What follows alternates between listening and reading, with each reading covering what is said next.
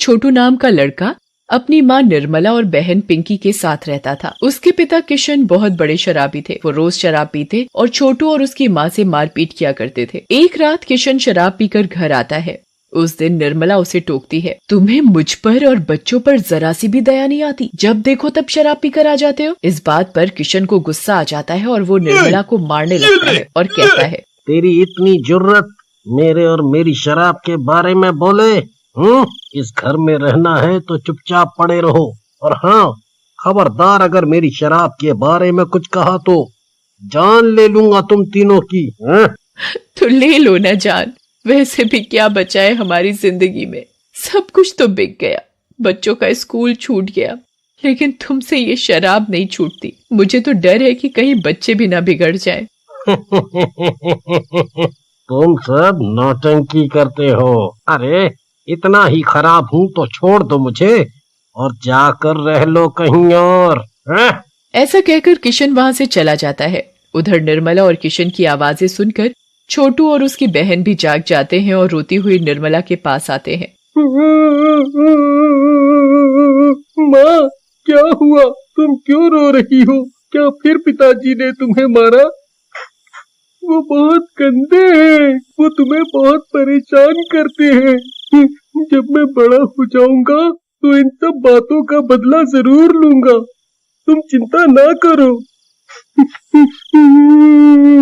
छोटू की इस बात से निर्मला डर जाती है और छोटू को बोलती है, अरे नहीं बेटा, ऐसा नहीं कहते, वो जैसे भी हैं तुम्हारे पिता हैं। ऐसा कहकर निर्मला छोटू और चुटकी को गले से लगा लेती है, लेकिन छोटू को रात की बात नहीं भूलती और वो अगली सुबह सोचते सोचते नदी के किनारे उसी पेड़ के नीचे पहुंच जाता है जिधर वो चुड़ैल रहती थी। राजू उस पेड़ के नीचे जाकर बैठ जाता है।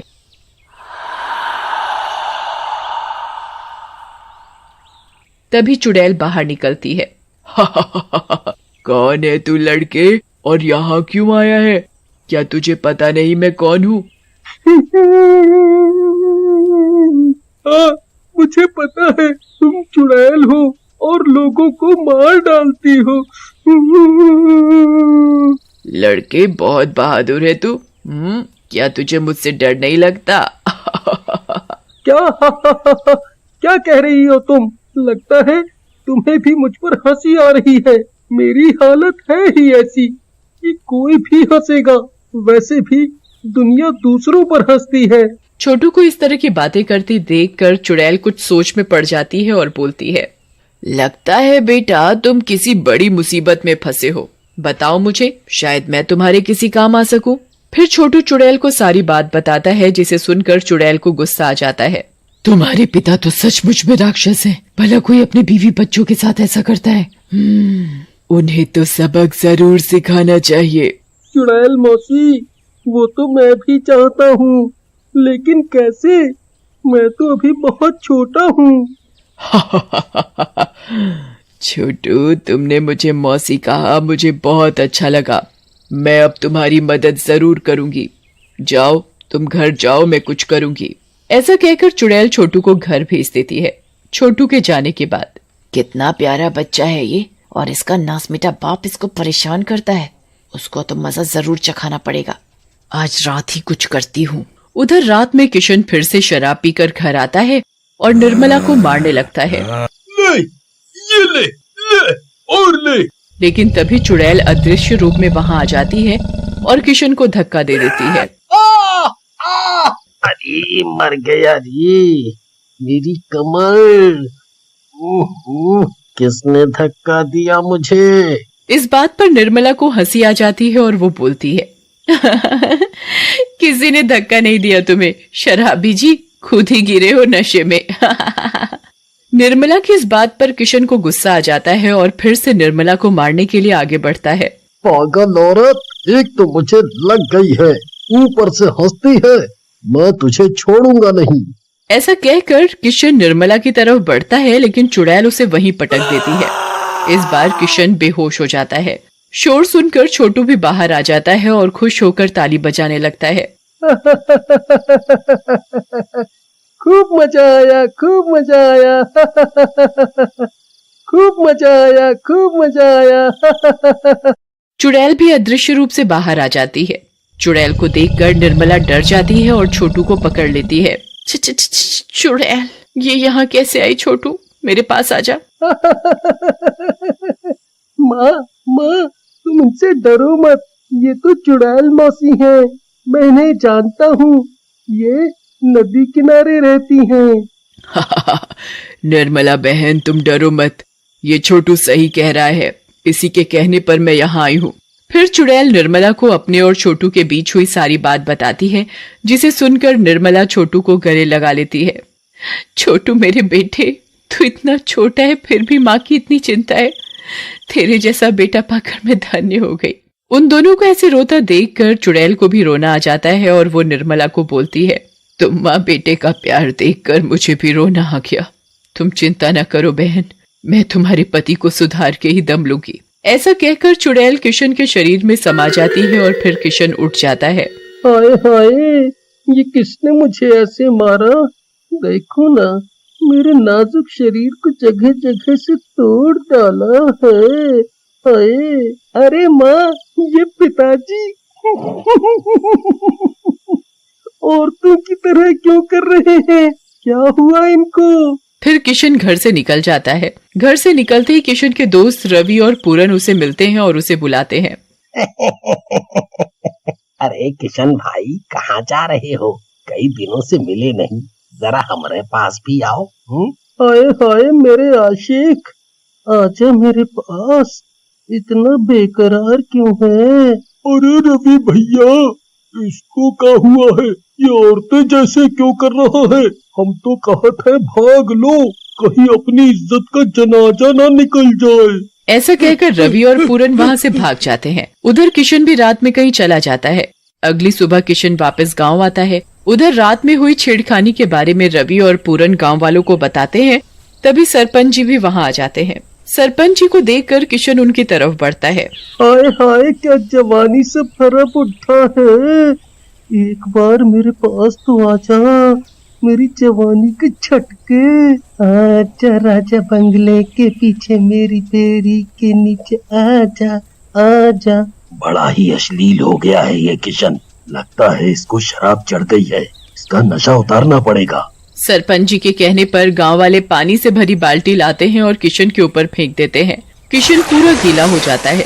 हाय, मेरे फूलों से शरीर पर इतना पानी क्यों डाल रहे हो? करम चलो, पाप लगेगा तुम्हें, पाप। तभी रवि बोलता है, सरपंच जी, मुझे लगता है इस पर चुड़ैल का साया चढ़ गया है, इसलिए ये ऐसी हरकतें कर रहा है।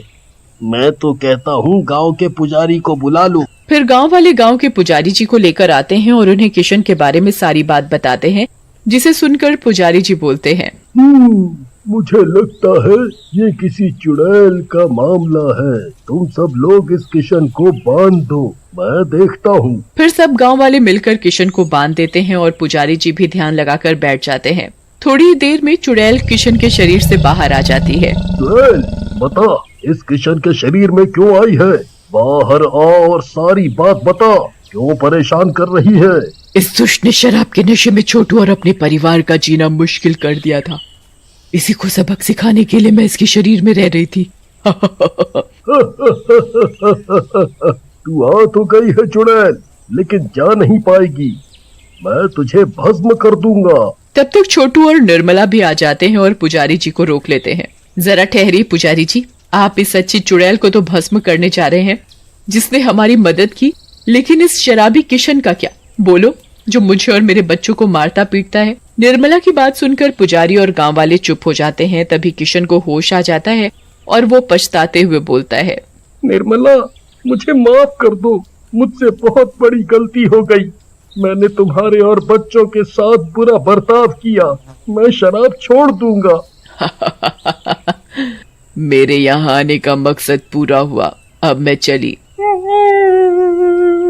रुक जाओ चुड़ैल मौसी, रुक जाओ, मत जाओ। मुझे जाना होगा, तुम्हारे जैसे और भी परेशान लोग हैं इस दुनिया में, उन्हें भी मेरी जरूरत होगी। इतना बोलकर चुड़ैल गायब हो जाती है। एक छोटे से शहर में राजू अपनी पत्नी रमा और दादी के साथ रहता था। राजू और रमा की शादी को काफी साल हो गए थे, पर उनके अभी तक कोई बच्चा नहीं हुआ था। राजू की दादी हमेशा रमा को इसी बात के लिए कोसती रहती थी। एक दिन दादी जब बाहर किसी काम से बाहर जाती हैं, तो वहाँ उनको पड़ोस में रहने वाली एक औरत मिल जाती है। अरे बहन, कैसी हो? वैसे वो विमला है ना पड़ोस वाली, उसके भी कोई संतान नहीं थी, फिर मैंने उसे एक बाबा का पता दिया। आज देखो उसका 2 महीने का बेटा है। क्या तुम सच बोल रही हो? हाँ और क्या, अगर तुम्हें वहाँ का पता चाहिए तो मैं तुम्हें दे सकती हूँ। हाँ, क्यों नहीं, तुम्हारा बड़ा भला होगा। मैं बस मरने से पहले अपने पर पोते का मुंह देखना चाहती हूँ। राजू की दादी वहाँ से चली जाती है। फिर रात को जब राजू ऑफिस से आता है तो वो रवि को सारी बात बताती है। अरे दादी, आप भी क्या इन सब लोगों की बातों पर ध्यान देकर अपना मूड खराब करती हो? मैं ऐसे हाथ पर हाथ रख कर नहीं बैठने वाली। अब तू कल ही राजस्थान के लिए निकलेगा और वहाँ एक बाबा हैं, उनसे जाकर मिलेगा। दादी की जिद की वजह से अगले ही दिन राजू और रमा राजस्थान के लिए निकल पड़ते हैं। रास्ते में काफी बारिश होने लगती है। बारिश की वजह से कुछ भी ठीक से नहीं दिख रहा होता और गाड़ी सीधा ट्रक से जा टकराती है। राजू तभी बेहोश हो जाता है। तभी वहाँ एक चुड़ैल आती है। वो रमा के ऊपर जादू करके उसे झाड़ियों में फेंक देती है और खुद रमा का रूप ले लेती है। अब इसका पति मेरा है और अब मैं अपने मकसद को पूरा करके रहूंगी। उसके बाद वो राजू की सारी चोट ठीक कर देती है और उसे उठाने लगती है। उठो राजू, उठो। तुम ठीक तो हो ना रमा? हाँ मैं ठीक हूँ, पर हम अभी मरते मरते बचे हैं। चलो घर चलते हैं। राजू और रमा घर वापस आ जाते हैं। दादी जब उनसे पूछती है कि वो बाबा से मिल आए तो वो झूठ बोल देते हैं। रमा उस दिन से बहुत ही अलग बर्ताव करने लगी थी, जो सबको अजीब लग रहा था। वो एक पल के लिए भी राजू को अकेला नहीं छोड़ती थी। तुमको क्या हो गया है रमा? तुम पहले तो ऐसी नहीं थी। मुझे कुछ नहीं, कुछ भी तो नहीं हुआ मुझे। कुछ दिन ऐसे ही गुजर जाते हैं। फिर एक दिन रमा को बहुत उल्टी होने लगती है। जब दादी डॉक्टर को घर बुलाती है तो पता चलता है कि रमा माँ बनने वाली है। दादी और राजू की तो खुशी का ठिकाना ही नहीं होता। अब मेरा मकसद पूरा हो जाएगा। राजू और दादी रमा का अच्छे से ध्यान रखते हैं। एक रात जब सब सो रहे होते हैं तो चुड़ैल अपने असली रूप में छत पर बैठी शैतानी पूजा कर रही होती है। आखिरकार मुझे इतने सालों बाद ये मौका मिला है। पर अभी तू इतनी खुश मत हो। तेरे शरीर में एक नहीं, पूरे 10 बच्चे हैं, जिनको इस दुनिया में लाने के लिए तुझे हर महीने की अमावस की रात को अपने पति का खून लाकर मुझे चढ़ाना होगा, और तभी मैं तेरे एक एक बच्चे में जान डालता जाऊंगा। जिस दिन तेरे ये 10 बच्चे इस दुनिया में आ जाएंगे, तू सबसे ताकतवर चुड़ैल बन जाएगी। मैं बस यही चाहती हूँ शैतान। मैं हर महीने अपने पति का खून लेकर आऊंगी और अपने 10 शैतानी बच्चों का जन्म देकर इस दुनिया पर राज करूंगी। चुड़ैल रमा का रूप लेकर नीचे अपने कमरे में जाकर सो जाती है। उसके बाद वो हर महीने की अमावस की रात को कैसे भी करके अपने पति को जख्मी करके उसका खून शैतान को चढ़ाने लगती है। ऐसे ही देखते देखते चुड़ैल को काफी महीने पूरे हो जाते हैं। उस चुड़ैल का पेट 10 बच्चों की वजह से बहुत ही ज्यादा मोटा दिखने लगता है। अरे रमा, तेरा इतना मोटा पेट, तुझे डॉक्टर को दिखाना चाहिए। चलो डॉक्टर के पास चलते हैं। मुझे नहीं जाना हॉस्पिटल, मैं बिल्कुल ठीक हूँ और मेरे बच्चे भी बिल्कुल ठीक है। मुझे अकेला छोड़ दो। ये तुम्हारी आवाज, क्या हुआ? और बच्चे, ये तुम किन बच्चों की बात कर रही हो? आखिर तुम्हें हुआ क्या है? कुछ नहीं हुआ मुझे बुढ़िया, तू जा यहाँ से। हे भगवान, ये कैसी बात कर रही है? इसे क्या हो गया है? दादी बहुत डर जाती है और घर से भागने ही लगती है कि तभी चुड़ैल को गुस्सा आ जाता है और वो अपने असली रूप में आ जाती है। वो दादी की गर्दन पकड़ लेती है और उन्हें सीढ़ियों से नीचे फेंक देती है। दादी लुढ़कती हुई नीचे जा गिरती हैं और उसकी मौत हो जाती है। उसके बाद चुड़ैल वापस रमा के रूप में आकर नाटक करने लगती है। वो राजू को फोन करके घर पर बुला लेती है। मेरी दादी, बेचारी मेरी दादी हमारे बच्चे की शक्ल देखे बिना ही चली गई। और रमा का पेट दिन पर दिन और बड़ा होता जाता है। रमा अपने पेट को हमेशा सबसे छुपाने की कोशिश करती है और इसी चक्कर में वो घर से बाहर भी नहीं निकलती। एक रात रमा की तबीयत बिगड़ने लगती है। बाहर बहुत तेज बारिश हो रही होती है। राजू जल्दी से पड़ोस की बूढ़ी औरत को बुलाकर लाता है। अरे तू चिंता मत कर। बूढ़ी औरत अंदर कमरे में जाती है तो रमा का पेट देखकर ही डर जाती है। उसने कभी किसी का इतना बड़ा पेट नहीं देखा होता। रमा एक नहीं बल्कि पूरे 10 बच्चों को जन्म देती है। बूढ़ी औरत 10 बच्चों को देखकर घबरा जाती है। उसे समझ ही नहीं आ रहा होता कि ये क्या हो रहा है। 10 बच्चों को जन्म देने के बाद भी रमा बड़ी ही स्वस्थ और पहले जैसी ठीक दिख रही होती है, जैसे कुछ हुआ ही नहीं। उसके बाद बूढ़ी औरत सब बच्चों को नहलाकर और कपड़े पहनाकर लिटा देती है। उसके बाद वो राजू को जाकर बताती है कि वो 10 बच्चों का बाप बन गया है। 10 बच्चे? हाँ, मुझे तो कुछ ठीक नहीं लग रहा। हाँ, मुझे भी कुछ तो गड़बड़ लग रही है। तभी बच्चों के रोने की आवाज आने लगती है। राजू और बूढ़ी रमा के कमरे में जाते हैं तो देखते हैं कि रमा नहीं बल्कि एक चुड़ैल बच्चों को खून पिला रही है। आखिर मैंने अपने 10 बच्चों को जन्म दे ही दिया। ये मेरे 10 बच्चे मेरी सबसे बड़ी ताकत बनेंगे। ये चुड़ैल है तो मेरी रमा कहाँ है? हे भगवान, ये मेरे साथ क्या हो रहा है? मैं एक चुड़ैल के साथ रह रहा था और ये इतने सारे बच्चे इस चुड़ैल के हैं। मैं क्या करूँ अब, क्या करूँ? मुझे शुरू से ही कुछ ठीक नहीं लग रहा था। मैंने तो तुम्हें राजस्थान उन बाबा के पास तुम्हारे भले के लिए भेजा था और ये क्या मुसीबत आ गई। दरअसल हम उनके पास पहुँचे ही नहीं थे। रास्ते में हमारा एक्सीडेंट हो गया था और हम वहीं से वापस आ गए। हे भगवान, मुझे लगता है वहीं से कुछ हुआ है, क्योंकि तुम्हारी दादी मुझे बोलती थी कि जब से रमा राजस्थान से आई है तभी से बदली है। हमें वहाँ के लिए अभी के अभी निकलना होगा। हाँ, आप ठीक बोल रही हो। राजू रमा के पास जाता है और कोई काम का बहाना बनाकर वहाँ से चला जाता है। वो जैसे तैसे बारिश से होते हुए राजस्थान उन बाबा के पास पहुँचता है तो वहाँ उनको रमा मिलती है। रमा, रमा, तुम यहाँ? हाँ, ये लड़की 9 महीनों से मेरे पास है। इसके ऊपर किसी चुड़ैल ने जादू किया है, जिसकी वजह से इसे कुछ याद नहीं है। अब जब तक वो चुड़ैल नहीं मिलती तब तक इस लड़की की याददाश्त वापस नहीं आएगी। ये मेरी पत्नी है बाबा, और इसकी जगह एक चुड़ैल मेरे घर में मेरी बीवी बनकर 9 महीने से रह रही है। राजू शुरू से सारी बात बाबा को बताता है। बाबा उसी वक्त राजू के घर जाते हैं। वो पूरे घर को गोला मार देते हैं और चुड़ैल को अपने कब्जे में करते हैं। मैं कहीं नहीं जाऊंगी, कोई मुझे नहीं पकड़ सकता। तू मुझसे बच नहीं पाएगी, समझी? इसलिए खुद को मेरे हवाले कर दे। चुड़ैल कैसे भी उस बाबा के कब्जे में नहीं आती। फिर राजू पीछे के रास्ते से जाकर चुपके से उस चुड़ैल के बच्चों को बाहर ले आता है। मेरे बच्चे, मुझे मेरे बच्चे वापस करो। मुझे मेरे बच्चे वापस चाहिए, वरना अच्छा नहीं होगा। तुम एक चुड़ैल हो और तुम अपना खून पिलाकर इन बच्चों को शैतान बनाना चाहती हो।